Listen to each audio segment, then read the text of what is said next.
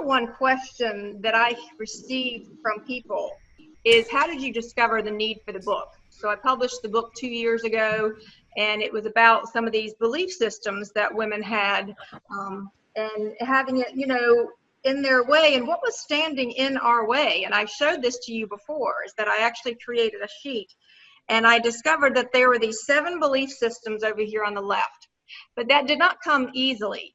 And I wanted to show you, as I've mentioned, my background is in systems thinking. I wanted to show you a model about how do you begin to make sense of what's happening around you. And that was actually what led me to where, you know, to actually doing the book.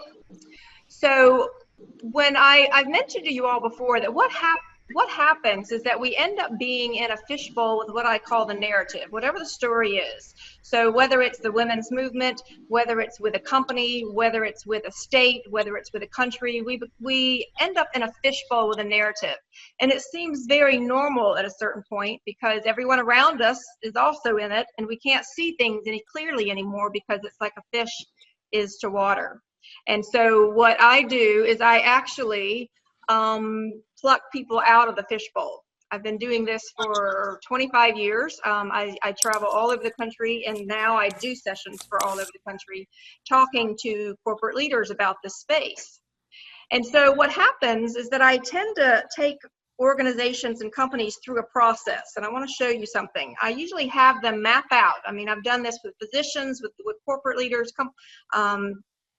community leaders. I have them map out all the tangible parts of the system, the things that they can touch and see. And then I have them map out all of the intangible parts of the system, the things that are there, but they can't quite put their finger on it. And things like trust, morale. And then I ask them to please connect what affects what. And no matter where I am talking, who I'm talking with, it always ends up looking like this. It's a great big mess. What affects what? Okay? Looks like a great big mess. And what's important for people, for leaders to understand, is that this actually is what our systems look like. We like to fool ourselves into thinking the system looks like this, but it really looks like this. And what happens though is that when any system is born, it actually turns into almost like a human being. I want to show that to you. I had an illustrationist start to do these pictures for me because people had a hard time understanding things that they could not see. The system has a living, breathing life of its own. And what happens is it literally roars to life, and it wants to stay alive. And I encourage people to actually name their system with a proper name. I call mine George because that system, I know it's funny, isn't it? It's brilliant. It's brilliant. That system is as real as someone who is in the room with you. So when we're sitting around at a big meeting and we see all of these people forget that this system is in the room. And so that's what I encourage leaders to actually name their system. This is also why I knew what the information Jessie was sharing was so very, very important, because she also described it as a system with a capital S. What happens is that people underestimate the impact of the system, and we end up looking for a hero to come charging in on a white knight, and that's for both men and women, by the way, to have a shield of strategy and a sword of execution, or we look for a single person or entity to blame.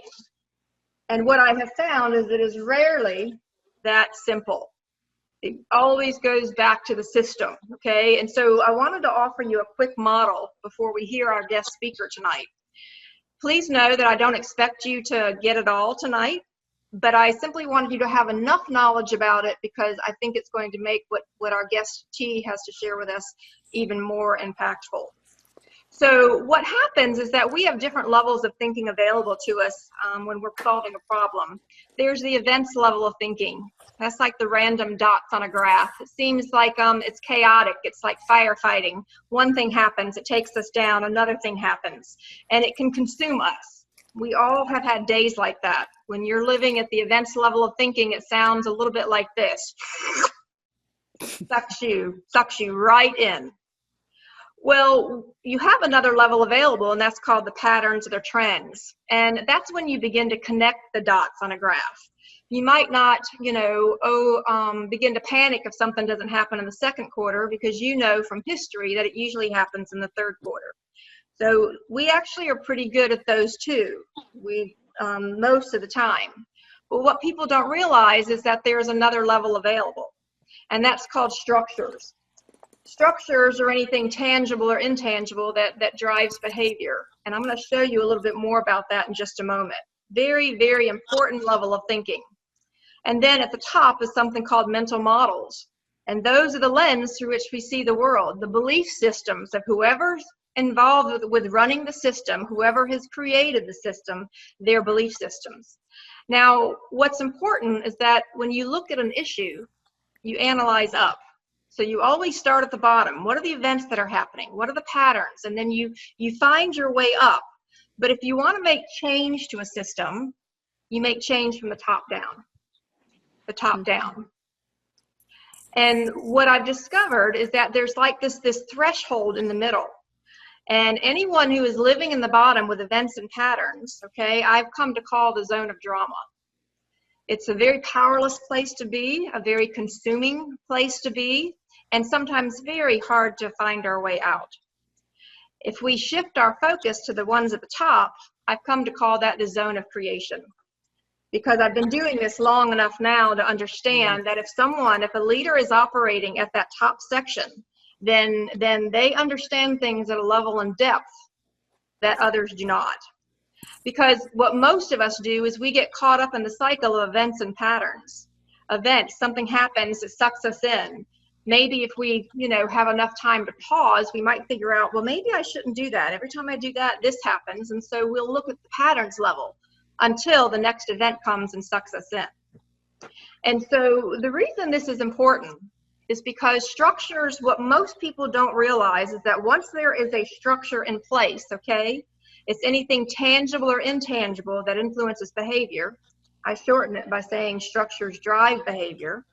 But when you understand structures, all of a sudden there's a pipeline for something to happen. And so there are all kinds of structures. I'm not even going to go into all those details. I just want you to know that there's lots of structures that are out there. The reason this is important is because everybody can be looking at the same situation, but based on where you are on that scale, you'll see something very different. So please write down this phrase, because this is going to be important about what T has to share with us this evening. So let me give you just a simple example. When I was in Singapore a couple of years ago, I remember thinking, oh, wow, these people shop a lot. There were lots of malls, there were lots of shoes, lots of bags. And I remember being driven to the airport and asking the driver, why does everybody around here shop so much? And do they just like shopping? And he looks at me and he says, Kim, it's not the shopping they like. It's hot out here. Have you been in Singapore? We have nothing else to do but want to go inside. That was a fundamental structure that was driving a behavior. Now let me give you another funny one right quick before I finish up and get ready to hand it over. This next picture was real. I did not make it up. Okay, I did not make it up. Take a look.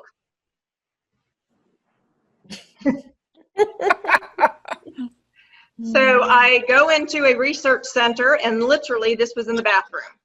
So let's think about it for just a minute. So what happened? What happened is there had been people dropping their laptop. So someone dropping their laptop is an event.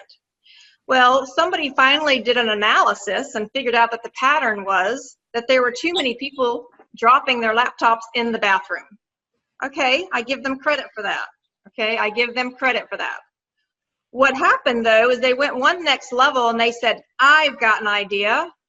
I've got an idea. Why don't we put in a structure to make sure that people have somewhere safely to put their laptop? Oh, that's great news. Okay, that's great news. They end up putting a laptop holder. But you know what the real question is?